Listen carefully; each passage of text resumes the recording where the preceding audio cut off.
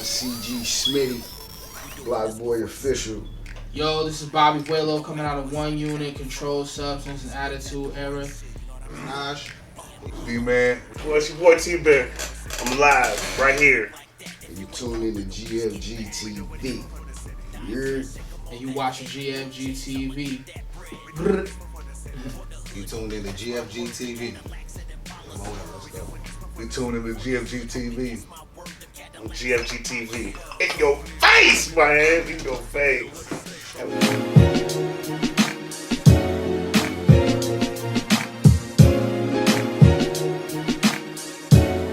West YouTube, this your boy Big Ray West. You tuned in to GFG TV. Gadema, DOPE, Chaos Breed, Deuce Crew, 515. And you tuned in to GFG TV. Alright, jumping back into it. So, is there any local rappers that you would like to work with? That I haven't worked with? Yeah, I know you got a pretty extensive list of some pretty high hitters around here. Man, I ain't gonna discredit that, but I'm just saying, is there anybody else that maybe you'd want to work with that you heard maybe you haven't had the chance to? Yeah, I mean, I like Bobby Vuelo, man. I think Vuelo's really dope. I'm not sure what he's got cooking at all, but the stuff that he's put out, that dude's a pretty phenomenal rapper. I like the way he spits, but I can't really say, man, just to be honest, because I've literally worked with damn near the whole city for the most part. Is there anybody that's like legendary, or you feel like you should have worked with, like we should have crossed paths but we never have yet, and it's just crazy? Like locally? Yeah. Man, I can't say. Yeah. I can't say. That's hard to say. That's something I have to sit down and really think about. No doubt. For sure. So, what are your thoughts on the local battle rap scene? I've been to a few of them. I think it's a dope look. I really like how well knit and put together that they have it, and it's a real tight community, and they have like their own rules and ways of doing what they do. You know what I mean? I can tell that they're students of the game for sure, and they're all talented as hell from what I've seen. You know, I've watched some videos, and I've been to a couple of the shows, and I know handfuls of those guys, and they're talented writers for sure, and I think it's dope. What's it called? Get you some. Get you some. Get you some. Yeah, shout out to all of them, man. Them dudes. It was Matthew. Mm-hmm. Yeah. It was Matthew over there too, I think. But yeah, he's doing the film right now. Right. Yeah, I fuck with him. I know you were speaking about that you hadn't made any music as of recent, but you perform at all recently, or? Nah, I haven't touched the stage since 2017. I'm not gonna lie, I don't miss it. I don't want to hear that. I have to say it because I've literally I've had to have done over 1,000 shows. I've done so many shows since '99 to 2017. I've done a lot of shows, but the ones that stand out to me that as being the great ones, like I can literally count on two hands, and those were phenomenal times. You know what I mean? When we rocked with Flatbush Zombies in Iowa City. That was one of the most crazy shows I've ever played. Like, I never seen so many people. It was sold out, and people were sitting on the bar. It was like just to see, and there was just smoke everywhere. Everybody had a blunt. Everybody was smoking in that bitch, and that place was just jumping. They started a mosh pit in the middle, and the floor, you could see the bar moving like this. It was concaving, like, and it was on the second floor, so I was like, dog, this floor is about to give, bro. Like, people downstairs about to catch this, but that was a good show. Mortal Technique in 2007 was probably my most memorable favorite show I've ever done. You know, I like, they thought I was part of the tour. I was signing autographs and shit. Like, it was crazy. Like, I was sitting by Tech just chopping it up with them and stuff at the merch table, and we was just selling out of everything we had. I got rid of all my hoodies, all my shirts, sold CDs. Like, yeah, that was probably my favorite show that I've ever done. But I mean, there's handfuls of good shows that I've done, man. But like, as far as getting back on the stage again, man, like I really don't want to do it until I have new material. Like I don't want to get up and, I can do a couple of the classic joints that I know people like, but I want to have like a whole new set.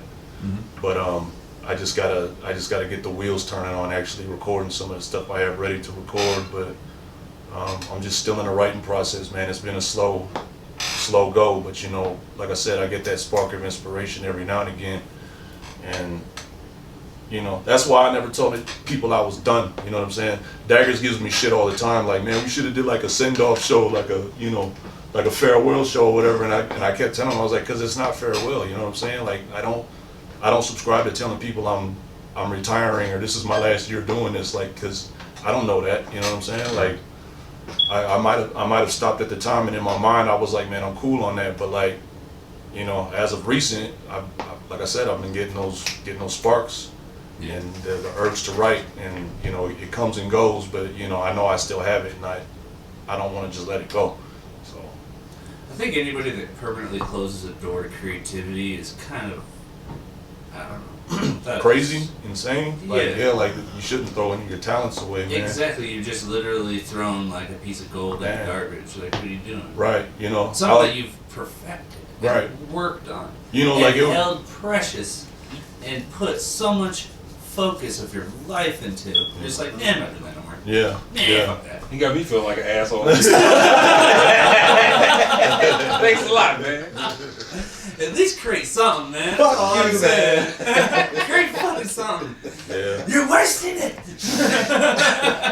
Yeah, man. Oh, it's real, man. Real shit. It's hard when you're not inspired, though, man. It is. It's really hard, when you get writer's block, or when you just kind of feel like, like I'm just not feeling this one. Like I've written whole songs where I just sit there and look at it like, they just never come out, because I'm just like, I could have done better on that. But something I went through for college is when you get a job in an industry, to a sense, like for video wise, right? You have like deadlines, and you have like things that you have to abide by outside of your control, right? So they talk about like getting yourself in your creative zone and all this, about things that inspire you. That's a real fucking problem that people don't realize, that if the inspiration's not there, if you're not working on something that you're passionate about, or the passion didn't lead you to that project, you know what I mean? That's where the best art comes from a lot of the times. Is where the passion leads you to the project. Right. That's a meant to be project. Right. It really, and especially when people really pour their heart out on something, you can see that. Right. Right. Yeah. That's for sure. I know you already spoke about your international, a few of the artists that you have opened up for. Was there any more? You said Immortal, Technique, and Flatbush Zombies. Oh God, I couldn't even begin to name all the people that we've played shows with. I mean, from Brother Ali to Snoop Dogg, like, we've done shows with, underground independent artists to mainstream artists, you know what I mean? But I don't know, like Ghostface, Yellow Wolf. Yeah. Yellow Wolf, Run the Ghostface Jewels. Killah, Run the Jewels. We did do that shit. 835, yeah. Yeah, shouts out to Guilty Simpson and Yep, Guilty. yeah, you know what I'm saying? Crazy, man. I don't know. Damn. We didn't do the Wu-Tang, right? I don't think we did that one. No, I don't think we did that. I think they gave us tickets though, just because they were used to letting us be on. So. Right.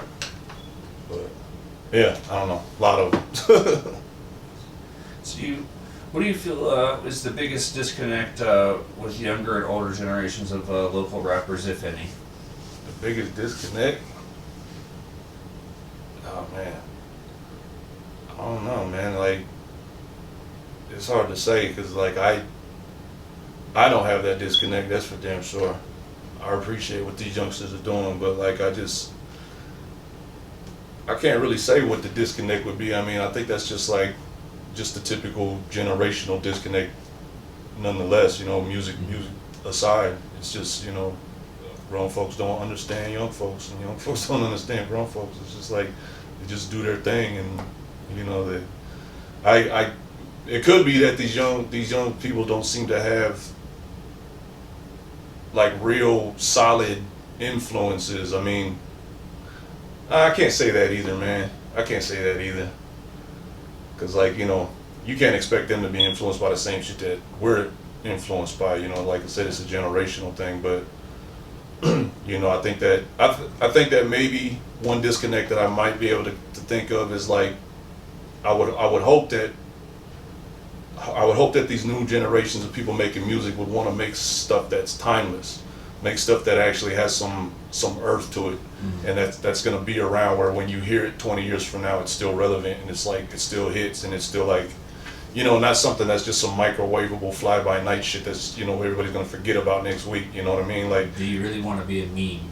Right, yeah, you know what I mean? And like they'll be forgotten like after their little 15 minutes is up, you know, like create something that talks to people, you know what I mean? Like it doesn't exactly have to be introspective, but at least, you know, give them something that somebody can relate to, you know what I mean? Have a story to tell, you know, instead of just talking about typical bullshit that, you know, that any half-ass rapper can do. Yeah. You know what I mean? And it's not really, they think that quantity is what needs to be taking the forefront when it's really quality, but you know, these dudes can rap, knock out 3, 4, 5, 6 songs in a session and all of them just sound like they just knocked them out real quick. Like there's no real work put into it. So I would just hope that they would just, you know, take their time on what they're doing and actually create something that's gonna last. Yeah. You know?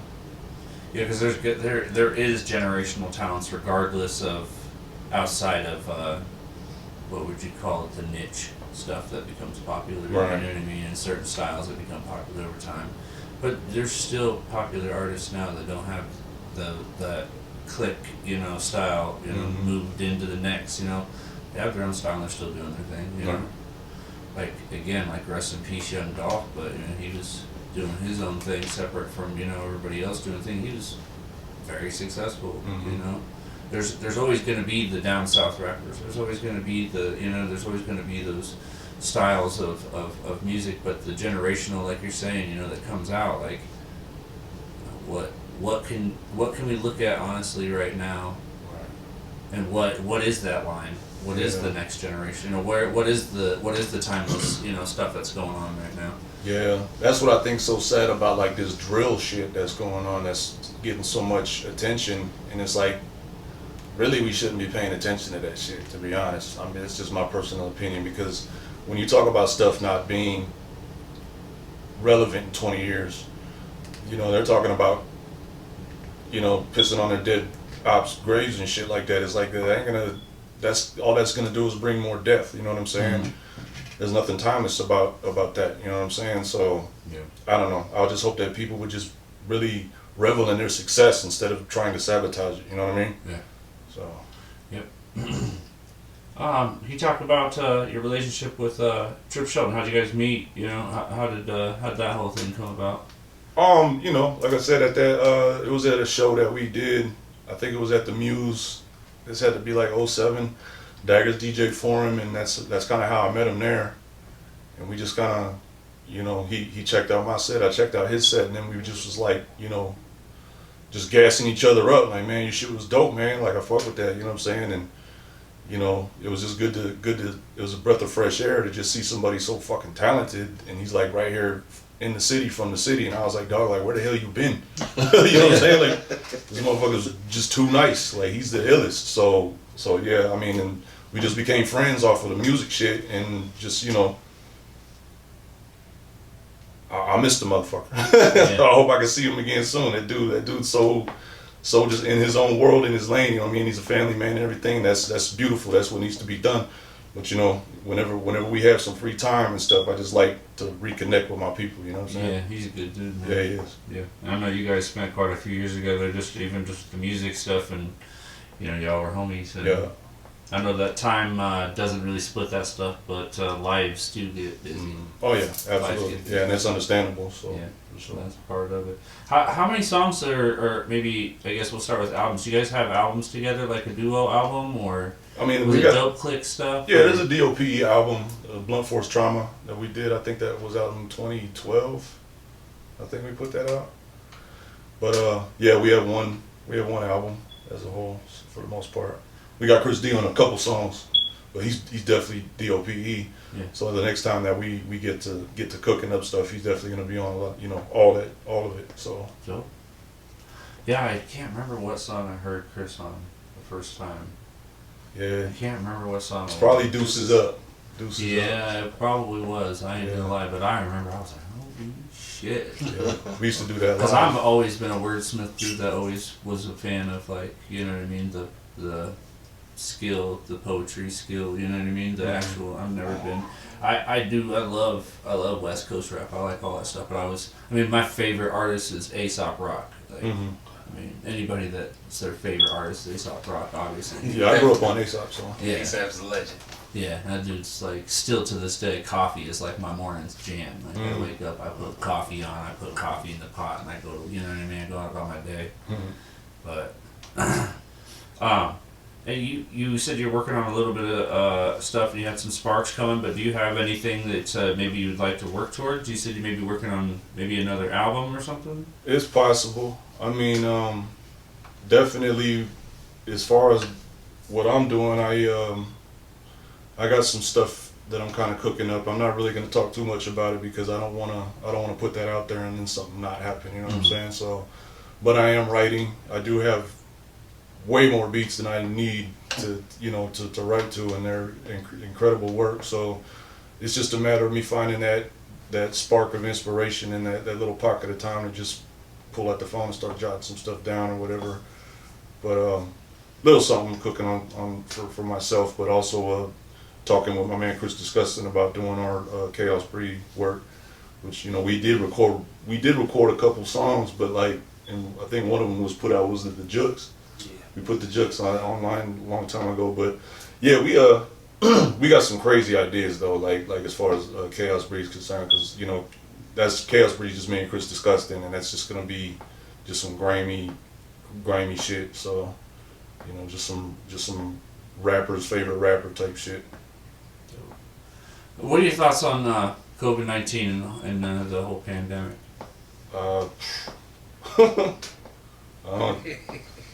I don't know what to think about it, to be honest. I have no solid opinion on it. It just is what it is, if it's a conspiracy, if the shit's definitely man-made. I know everybody's got their arguments about it and stuff like that, but like I choose not to subscribe to any of that shit. I just know that I'm just gonna take care of me and mine and make sure that I don't catch that shit again, because I did catch it, but I did get myself jabbed a couple times to go back to work because I was on disability, and when I had to go back to work, I was kind of paranoid. I ain't gonna lie, because I've had close friends either get really fucked up off of that shit or passed away from it. You know what I mean? So rest in peace to Rock. But yeah, and some of the people that caught it changed them. Like their breathing is different, even though they don't have it no more. Their breathing's still different. They get lightheaded all the time, or everybody's got these weird adverse effects coming off, that residual effects that they just can't shake. So it just affects everybody differently. So that's why I'm gonna just keep to myself and just handle it the way I handled it. But I'm just glad that we can move around more now. I'm just praying that they don't try to fucking create another strain of that shit to make something come back even worse, and they get us all back inside again, because I don't think motherfuckers are gonna go back inside this time. They ain't gonna do that shit, and it's gonna be worse. You know what I mean? Yeah. It's gonna be fucking 28 days later out here. The motherfuckers ain't gonna want to stay inside no more. They're gonna be like, fuck it, I'm gonna be at the party with blood coming out of my eyes. Like, fuck it. You know what I'm saying? I know that, and oddly enough, on the previous episode that we had here that we recorded with another interview, we spoke about the same thing about being sick and the after effects, and I spoke about the same thing. Like, I swear it was probably a year after I had COVID, but I had it in November of 2019. Before in January, February, it all broke out. Yeah. I was damn near dead in a bed for a month. Damn. I was fucked. And for a year afterwards, for 6 months afterwards, I had adverse effects. For a year afterwards, I could tell. I still, like my taste, everything. Like I said, root beer tasted sour for like ever to me. Wow. I couldn't drink root beer. Like weird foods, I couldn't taste it all. It was weird. It was horrible. And it was like being the sick, like how dehydrated it was. I was in the hospital 2 times with just getting the IVs trying to get fluid back in. That's crazy. I was so dehydrated, dude. Yeah, it's scary, man. Yeah. You just don't know how it's gonna affect you until. Yeah, so that shit's real. That shit's real. It really does, you know. And the lingering effects, the more people talk about it, shit's real, man. Regardless of how it came about. What about the whole versus battles things? You been tuning in? Yeah. You mean like the local joints or like the? The versus battles, like 8 Ball, MGK just went Oh on. yeah, and, you talking about the online joints? Yeah. Sometimes, man, I'm not gonna lie, like I don't give a shit about that stuff because it's like I got all their albums and you know it's just like watching a concert. It's cool, you know. It's just not really something that I'm really into. But like, I thought, you know, I think that some of the lineups themselves alone are what's dope about it. You know what I mean? Like the concept in itself, it's a dope concept. You know, don't. I'm not trying to say like it's whack or nothing like that. I think it's dope as hell. But I'm just not into it to where like I'll sit down and watch a whole joint. You know what I mean? I might click on it and watch a few joints, a couple minutes of it, and I'll keep it moving because it's like I kind of feel like I've seen it all. But you know, I end up, you know, with social media, everybody posts the highlights anyway. You know, with a bone and 3-6 situation and stuff. You know that was kind of ill to tune into, but you know, but motherfuckers just wasn't taking Busy serious, man. Busy been through some shit, bro. When I heard about what he been through, I was kind of like, all right, like, I understood why he was so, you know, but you know, he did handle that kind of poorly, but at the same time, I kind of see why he did it, but yeah, I don't know. Did you see the 8 Ball MGK? MJG. Or MJG and UGK? I watched like just a little bit of it, man. Like, rest in peace, Pimp C, man, because like UGK is one of my favorite groups of all time, and I always kind of felt like they had this, for some reason, just for me, they've always had this dynamic where like they're like the above the law of the South and above the laws of the UGK of the West. You know what I mean? Like I always kind of felt like they had that dynamic to them. That's dope. And I've always, you know, and shouts out to Above the Law too, man. That was one of my favorite groups from. I know a lot of people was a Living Like Hustlers album, but like that was before my time even listening to hip hop. So I came fucking with them on the Uncle Sam's Curse album. Yeah. And then Time Will Reveal is my favorite album from them, and then the Legends album is so damn good. I fuck with Above the Law, but UGK, man, like Riding Dirty is like one of the best hip hop albums of all time in my opinion. That's an amazing piece of work. And then I had Super Tight. That shit was my shit. But just, you know, Bun's always been one of my standout rappers, specifically from the South, but as a whole as well, because he's just his delivery is just so powerful. He just got that voice and that delivery that just commands you to just sit down and shut the fuck up and just hear these words type shit. Like he's got that grown man shit popping off, and you can respect that shit. You know what I mean? So, and 8 Ball and MJG, I've been fucking with them since I remember when 8 Ball put out the Lost album. Wasn't it the triple CD? Yeah.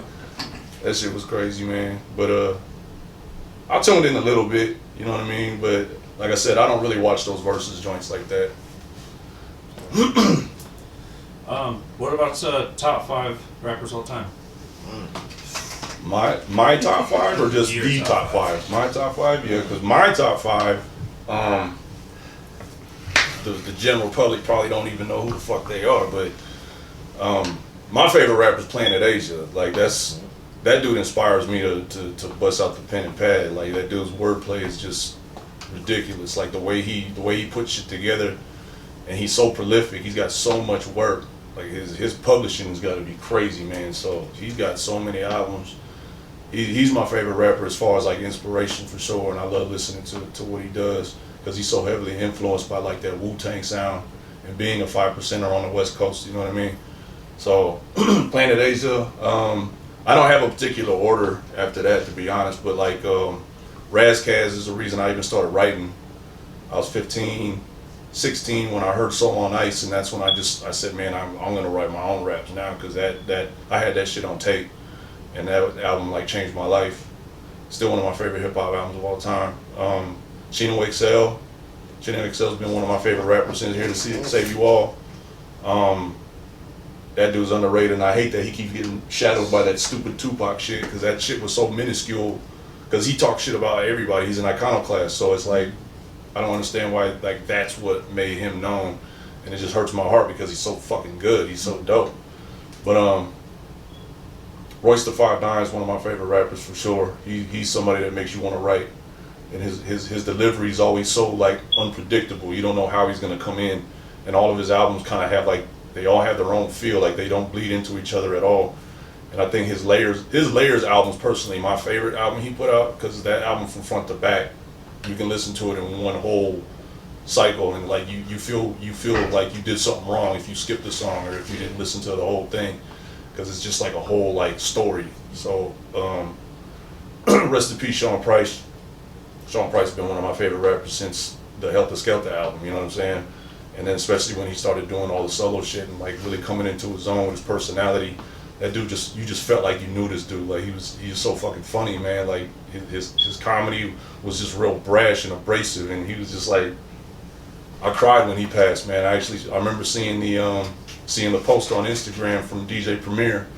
And when I read that shit, man, I literally welled up with tears. That shit hurt me because like I felt like I knew him. You know what I'm saying? I listened to his music so much, and his personality just bled through his music. Mm-hmm. And that was one of the hip hop deaths that affected me. That really hurt me.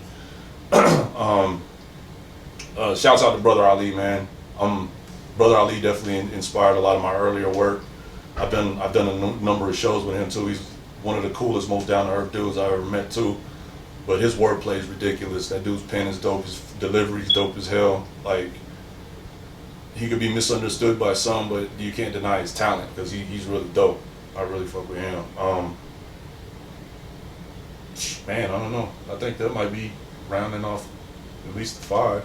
Oh yeah, definitely. Yeah. Dope.